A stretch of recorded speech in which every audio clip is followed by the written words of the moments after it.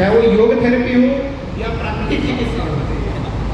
इन दोनों का एक सिद्धांत है, इन दोनों ड्रगलेस है, इनको अपने जीवन में उतारने की जरूरत है। और आपको पता है विटामिन डी का सबसे बड़ा सोर्स कौन है? नेचर का। बिकॉज अब हम नेचर से दूर होते जा रहे हैं। इस नेचर का एक काम होता है, इसकी साइंस को समझिए। आप नेचर से दूर होंगे ना, नेचर भी आपसे दूर होगा। इसलिए नेचर के साथ रहना है।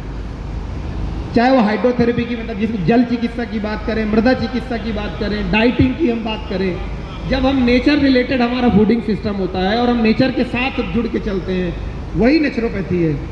तो योग और प्राकृतिक चिकित्सा, इन दोनों को अपने जीवन में हम जोड़ते हुए अपने जीवन का सर्वांगीण विकास कर सकते हैं। इस मंच पर आप सब लोगों के बीच में बुलाने के लिए आयोजक मंडल को मैं बहुत बहुत साधुवाद देता हूं। अखिल भारतीय आयुर्वेद सम्मेलन के सभी आयोजकों को मैं बहुत बहुत साधुवाद देता हूं।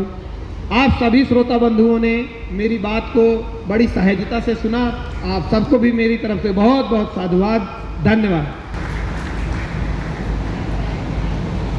धन्यवाद सर, तुम्ही दिलेला मौल्यवान वेळ व मार्गदर्शनासाठी आम्ही सगळे आपले आभारी आहोत।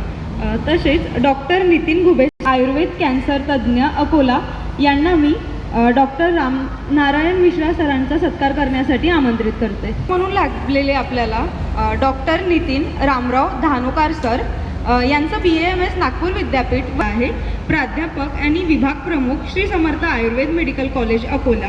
19 वर्षापासून अकोला येथे यशस्वी आयुर्वेद व पंचकर्म उपचार करीत आहेत। साईप्रभा आयुर्वेद या पश्चिम विदर्भातील पहिल्या ISO मान्यताप्राप्त 5 खाटांचा केरळीय पंचकर्म हॉस्पिटलचे संचालक आहेत। तसेच सरांचे पुरस्कार म्हणजे